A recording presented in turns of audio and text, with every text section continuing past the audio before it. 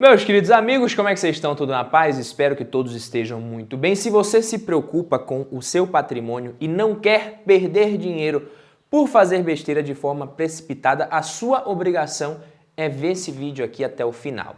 E é o seguinte, nesse final de semana eu fiz uma das coisas mais contraindicadas para um produtor de conteúdo, que um produtor de conteúdo pode fazer. Eu fui discutir política com os meus seguidores no Instagram via direct. Olha que coisa mais tola eu fui fazer, mas por incrível que pareça, eu fiquei feliz por isso.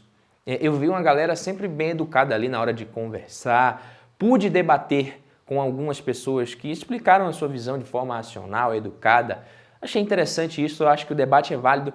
A gente pôde ver ali, a gente pôde concordar e discordar sem ofensas, sem comentários do tipo deixando de seguir em 3, 2, 1, coisa que acontece sempre, Até deixaram de seguir, mas pelo menos não falaram isso, como se eu me importasse com isso também, não me importo. Quem já é de casa, já deixou o like aqui que eu sei. Se é a sua primeira vez por aqui, veja esse vídeo até o final e antes de qualquer comentário mais exaltado, veja o vídeo. Tá? Porque apesar desse título aqui, isso aqui não é um vídeo para ficar falando sobre política, é um vídeo sobre investimentos, sobre economia. Vamos falar de algumas ações aqui também, ações baratas, que eu considero descontadas, economia, etc. A maior parte da galera aqui que me segue acaba apoiando mais políticos que têm mais uma visão mais pró-mercado, mais liberal. A maior parte eu sei que é Bolsonaro, tá? Mas a gente não está aqui para debater política de qualquer jeito e nem para tentar mudar o voto de ninguém, porque é impossível. Tá? Tanto que nas enquetes que eu faço, sempre dá Bolsonaro muito na frente, quando eu faço aqui, lá no Instagram.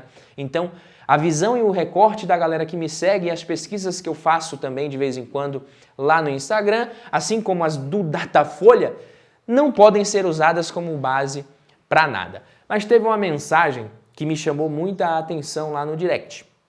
Tá? O Carlos CVB23 mandou um direct para mim, ele meteu essa aqui, ó. Respondendo a um story, inclusive, de um print ali, que eu postei um print no story de uma conversa com outro seguidor, e aí ele me respondeu, mandou isso daqui. O Lula já ganhou e o Ibovespa agora é só ladeira abaixo. Já vendi boa parte das ações e vou vender o resto antes do segundo turno. Tenho amor ao meu dinheiro. Bem revoltado ele aqui e por isso eu resolvi gravar esse vídeo. Será que por conta de quem vai ganhar as eleições, a gente precisa se preocupar em sair vendendo as ações, comprando ações, investindo nisso, investindo naquilo, por causa das eleições?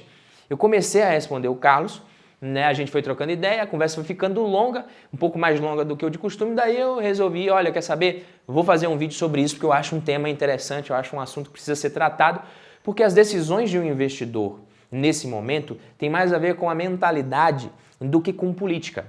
Tá? Eu não tenho conhecimento aprofundado sobre política e por isso eu prefiro muitas vezes ficar quieto ou ouvir quem entende ali do que sair falando besteira de forma precipitada, ouvir as pessoas, Mas eu vou passar alguns dados nesse vídeo e principalmente, sem nenhum viés político depois no final, eu vou dar minha opinião sobre o que nós, na posição de investidores, devemos fazer se o Lula ganhar ou se o Bolsonaro ganhar, quem quer que seja nessa eleição ou nas próximas, independente de quem seja o vencedor, partido político, etc.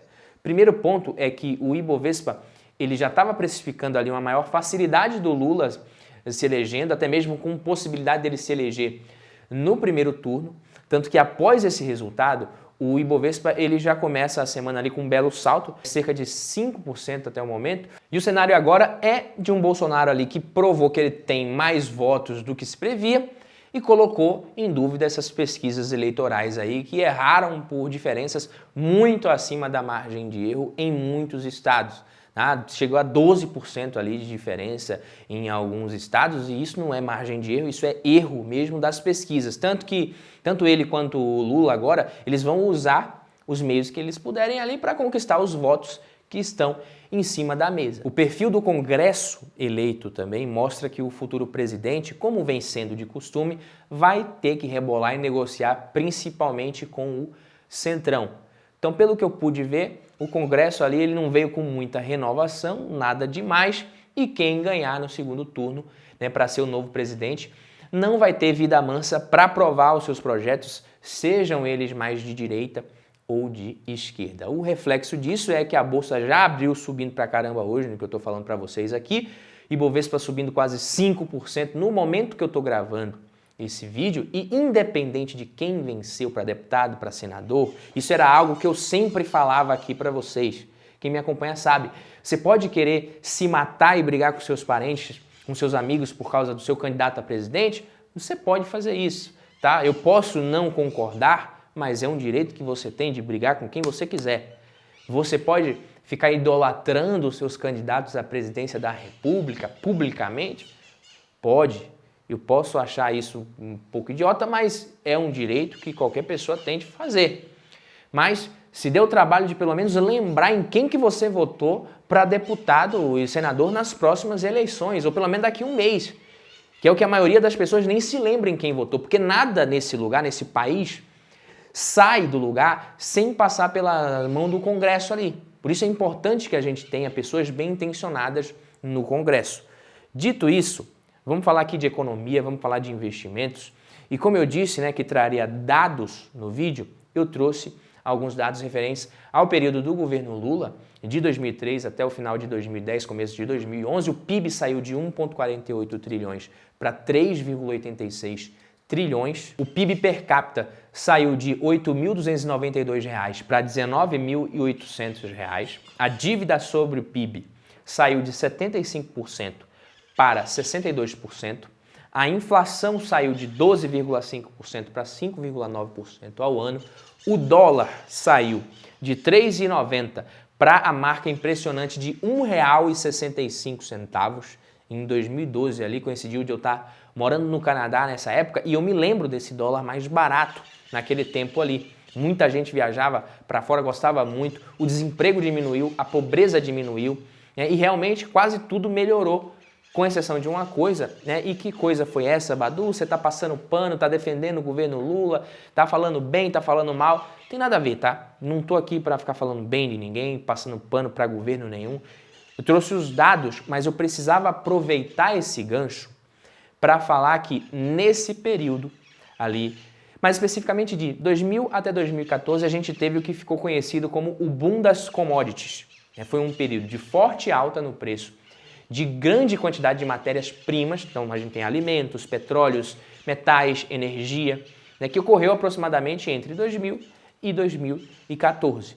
Tá? Esse boom das commodities beneficiou muito o Brasil economicamente, né, todo mundo sabe disso, dada essa extrema dependência da nossa economia da produção de commodities e muito por conta da duração do ciclo também, que foi muito longo. E por conta disso que muita gente diz que o Brasil melhorou, que o Brasil cresceu muito, apesar do governo Lula e não, né, por conta do governo Lula, por causa do Lula. Eu não vou entrar nesse mérito aqui, tá? Porque eu não quero discutir isso. Isso aqui é uma discussão também muito mais ampla, não cabe nesse vídeo, né? Mas tem um vídeo muito bom de um canal chamado Jovens de Negócios, que entra bem mais em detalhes nessa pauta.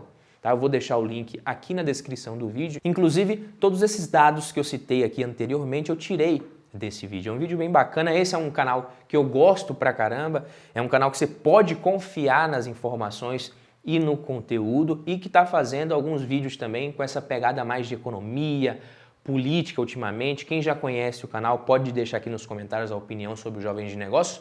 Mas o que não mudou nesse período foi justamente a dependência que a nossa economia tem das commodities para crescer. Foi isso que não mudou. Então, commodity basicamente é matéria-prima, ou seja, aquele produto que não teve nenhum valor agregado ainda na cadeia de produção. Então, para você vender commodity, você precisa que outros países basicamente estejam crescendo, consumindo isso daí. E a gente tinha a China, principalmente. A China, né, foi um dos maiores consumidores, cresceu pra caramba, se você for pegar as últimas décadas, e comprou muito do Brasil. Mas quando essa demanda é reduzida, o Brasil também sofre muito em ciclos de baixa no preço das matérias-primas, porque tem o seu desempenho ali, o seu crescimento muito dependente disso, como eu falei. Se por um lado o Brasil é extremamente produtivo e competitivo quando o assunto é commodity, como eu falei, né, se o país fosse optar por não exportar essa matéria-prima bruta, tentar agregar algum valor nisso aqui, provavelmente perderia muito a competitividade. A gente tem um custo Brasil que é muito alto para se produzir qualquer coisa, né? Para se produzir no Brasil é caro, desde a indústria automobilística ali até o mercado imobiliário, construir aqui no Brasil é mais caro. Então, o que a gente precisa ter em mente é que, enquanto a realidade for essa, nenhum presidente vai fazer milagre aqui no Brasil. E se as commodities estiverem indo bem, dificilmente algum presidente vai conseguir fazer um governo totalmente desastroso, porque o Brasil depende das commodities. E mesmo que o governo acabe tomando decisões ali que vão prejudicar o país depois, no médio e longo prazo, a gente só vai ver isso quando as commodities caírem de preço novamente, tá? Porque com as commodities em alta, o Brasil e até outros países aqui da América do Sul acabam atraindo mão de obra com salários maiores. Isso é positivo. A demanda por mais trabalhadores também acaba se espalhando para outros setores da economia, como construção civil, como eu falei. As receitas públicas aumentam com mais arrecadação ali do governo, o que permite que o investimento do governo, que o investimento público aumente, os gastos do governo aumentem, isso estimula ainda mais a geração de empregos. Então é um ciclo que acontece aqui e que eu acho que dificilmente isso vai mudar no curto e médio prazo, infelizmente. Né? E que não está no meu controle nem no seu, a não ser que você pertença à nossa classe política, mas a gente não consegue controlar isso daqui. Então quem investe tem que deixar a política de lado na hora de tomar as decisões de investimento, tá? Presumir ali que somos o que somos e que dificilmente isso vai mudar rapidamente, que é preciso investir bem apesar dessa realidade também, e se você não pode mudar isso, e você pelo menos consiga agir certo em alguns momentos, tomando atitudes inteligentes do ponto de vista do mundo dos investimentos, decisões racionais. Então, falando de curto prazo, o que dá para a gente dizer, né? Se o Bolsonaro ganhar, as estatais elas tendem a performar melhor, porque a gente já estava tendo ali as ações de empresas estatais sendo subprecificadas com base em um cenário muito melhor para o Lula. Ou seja, as ações tinham menos gap, né, para cair ainda mais, menos espaço, mas mais gap para crescimento, mais upside caso o Lula não ganhasse, muito mais espaço para valorização caso esse cenário se revertesse. Então hoje você pega Banco do Brasil, BBAS3 subindo praticamente 8% no dia de hoje, Petrobras subindo mais de 8% nesse momento. São duas ações que eu considero realmente descontadas e que tendem a se beneficiar com um governo mais pró-mercado e com menos tendência à interferência ali nas empresas estatais, nas decisões das empresas. Então as ações da Sabesp em São Paulo, por exemplo, subindo mais de 16% nesse momento. Por que será que as ações da Sabesp estão subindo tanto, Badu? Você pode me perguntar. É bem provável que quem vai sentar na cadeira de governador do estado de São Paulo vai ser o Tarcísio, que já foi ministro da Infraestrutura, e que é altamente a favor de privatizações. E a gente sabe que a Sabesp tem essa expectativa aí, privatiza, não privatiza. As ações da Sabesp negociam com um PVP de 1,53 e tendem a se beneficiar muito com uma possível privatização. Eu acho completamente errado você investir em qualquer empresa contando com algum evento que pode ou não acontecer, tá? Já deixo claro.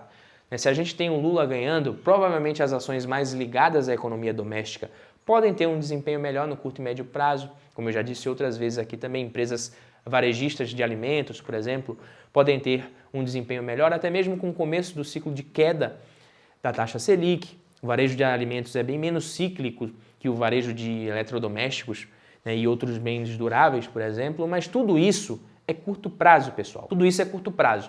A realidade, de fato, dificilmente vai mudar e a gente tende a continuar tendo essa alternância no poder executivo aqui, tá? E mudanças estruturais, de fato, tendo dificuldade para serem implementadas, entendeu? Então, não invista em ações com visão de curto prazo, com objetivos de curto prazo. Isso é suicídio. Qual que é a lição que a gente pode tirar também dessas eleições e do mercado de ações em geral aqui no Brasil? Tá? Diversifique os seus investimentos, tá? Tanto aqui no Brasil quanto fora. Diversifique. Quem viu o último debate sabe muito bem sobre o que eu estou falando aqui. Uma palhaçada, pô. Uma palhaçada, uma coisa absurda, até engraçado em alguns momentos ali, principalmente o padre contribuindo muito para o humor do debate. Eu vi que muita gente ali falando nas redes sociais depois, porra, resumo do debate, vou investir mais em ações no exterior. Resumo do debate, vou comprar mais Bitcoin. Resumo do debate, vou comprar dólar. Enfim, a gente viu um monte de meme desse tipo. Então, isso aí é independente de qualquer coisa, tem que diversificar. Você tem que ter ativos dolarizados na sua carteira. Diversificação geográfica para conseguir se proteger, né, de alguns cenários. Outra lição que a gente tem que tirar sempre nos investimentos é o quê? É fundamental você investir com foco em se proteger da inflação, em proteger o poder de compra do seu patrimônio. É fundamental. Não se engane com essa deflação temporária aí, isso aí não é a realidade para o nosso país e nunca vai ser. Deflação não é a nossa realidade mesmo. O brasileiro tem memória curta, mas a gente precisa bater nessa tecla aqui, tá? O nosso governo, ele tem até uma meta de inflação para bater. Então, vai ter inflação. Nós vamos conviver com inflação aqui no nosso país. Tá? Não se iluda com deflação, nem com a inflação nos Estados Unidos pior do que no Brasil.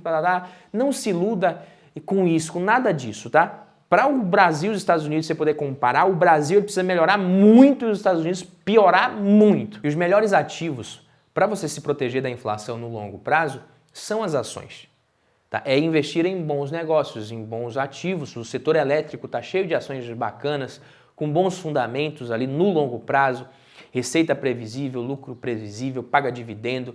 Mas investir em ações também é o melhor caminho para o investidor inexperiente perder dinheiro no curto prazo se ele fizer merda.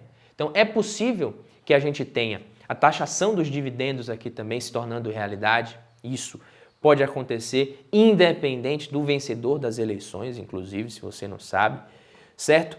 Então, cuidado, beleza? Lembra que ler indicador é diferente de analisar uma empresa na hora que você for escolher. Se você não aguenta, nem entra em ações. Se você investe com base em dicas ali, em indicadores superficiais, para. O bom investidor, ele quebra a cabeça ali antes de comprar, analisa, observa, estuda, espera. Mas quando ele compra, ele esquece um pouco o preço e foca mais nos fundamentos a partir daí. Então, para investir em ações diretamente, a gente precisa sair da superfície, não tem jeito. Tá? Se você quiser, você pode até investir em ETFs ali, você pode investir em fundos de investimento, se você não quer escolher, mas se você quer escolher, precisa sair da superfície. Se a volatilidade te incomoda demais, te tira o sono, fica mais na renda fixa mesmo. Você pode até colocar, né, um pouco nos fundos imobiliários, que são menos voláteis que as ações, apesar de serem mais arriscados do que a renda fixa também, né, tudo isso é possível. No longo prazo, o retorno da renda fixa ele tende a ser menor do que o retorno das ações? Sim, mas isso é retorno de índice. O retorno do investidor sem perfil, que investe em ações sem saber o que está fazendo, que fica achando que a solução é girar a carteira demais o tempo inteiro, né, que compra na alta e vende na baixa, que faz um monte de besteira, o retorno desse tipo de investidor, ele pode e deve ser muito pior do que o retorno da renda fixa. Então, primeiro ajusta a mentalidade, depois pensa numa estratégia de alocação ali de capital como objetivo, pensa ali, foca no seu objetivo e executa isso com paciência e disciplina. De jeito nenhum, o mais correto é vender tudo, ou por causa desse ou daquele candidato que vai ganhar as eleições. De forma nenhuma. Mas se você entrou no mercado pelos motivos errados e não tem perfil para investir em ações, aí é outra história, né? Ou às vezes você está também mantendo uma exposição maior do que a que você deveria ter nesses ativos de risco. Talvez aí realmente o melhor seja você vender uma parcela dos seus ativos para não fazer nenhuma besteira ainda maior depois. Mas sim, as ações, muitas delas estão descontadas, Petrobras bem mais descontada que os players internacionais. A gente pode ver EBITDA da Petrobras de 1,77 vezes. Isso é um desconto absurdo, pô. E não é que a empresa não está gerando caixa, tá? Tá gerando caixa e muito, tá? Mas é que está realmente descontada mesmo por conta do cenário político, do risco político. Tanto que o dividend yield está na casa dos mais de 50%. Mas existe o receio de um novo governo do PT prejudicar a rentabilidade da empresa. O mercado precifica isso. Tá? Mas a gente tem empresas como a Alliance Sonai, Also 3, que podem se beneficiar também. A Alliance Sonai é uma empresa que atua no ramo de administração de shopping centers. É uma empresa muito bacana, eu gosto. Eu fui no Shopping Eldorado, em São Paulo, na semana passada, né, um shopping lotado, gostei bastante do shopping, um shopping bacana, legal de você frequentar. O shopping pertence a um fundo imobiliário que eu nem gosto muito, né, porque tem poucos imóveis, né, se eu não me engano, tem 2 imóveis apenas, mas eu nunca estudei a fundo esse fundo imobiliário aqui, mas é um shopping administrado pela Alliance Sonai. Os shoppings foram muito impactados, prejudicados na pandemia, mas estão se recuperando muito bem. Com a Selic caindo, o varejo ele pode se beneficiar também. Tenho ações da Arezzo, lojas Renner, que eu gosto. Tem o Pets 3 também, que apanhou muito também, que não é só varejo, é empresa de crescimento, também tem a Selic, né? Então o fim do ciclo de alta pode beneficiar essas empresas, que deve começar a cair ali no meio de 2023, mas agora a parte mais importante do vídeo é o que eu vou falar para você agora, né? Mais especificamente sobre a mensagem, inclusive que eu mencionei no início, mas antes eu quero saber quem ficou até aqui, comenta aqui embaixo, hashtag até o final. Quem fica até o final tem que comentar aqui, isso é tradição aqui no canal, quem acompanha sabe disso, comente hashtag até o final se você ficou comigo até aqui e respira, porque o investidor precisa de calma nessas horas para não fazer besteira, pô. Né? E, ao mesmo tempo, só consegue ter calma quem age corretamente de forma antecipada na escolha dos ativos, na montagem da carteira. Então respira aí, Carlos, meu amigo, tamo junto. Além disso, muita coisa vai rolar até a gente ter ali um segundo turno, não dá para ficar achando que algum candidato já ganhou. Ele, pelo menos é a minha opinião, tem muita água suja para passar debaixo dessa ponte até o fim do segundo turno. Então, com relação às taxas de juros, né, da taxa Selic, ela já deve começar a cair a partir do ano que vem. O que o mercado espera é que a gente tenha ali realmente uma estabilização nesse patamar atual da Selic e que a partir do meio do ano, né, para o segundo semestre do ano que vem, a taxa Selic ela já deve começar a cair. Isso pode ser positivo para o mercado de ações também. O meu conselho aqui para você é que você analise melhor as empresas ali para você conseguir investir em empresas sólidas com bons fundamentos de fato, aprendam quais são os impactos do cenário macroeconômico e dos ciclos econômicos no mercado também. Isso eu considero muito importante. A partir do momento que você entende melhor a volatilidade, né, e que a maior parte das coisas é cíclica, você consegue se comportar melhor e tomar decisões mais racionais. E se você me permite aqui um conselho que eu posso te dar no curto prazo, não invista em ações, tá, no curto prazo, né, contando com qual presidente que vai ganhar, se vai ser o presidente X ou Y. Não invista com base em um evento que pode ou não se concretizar, isso é furada.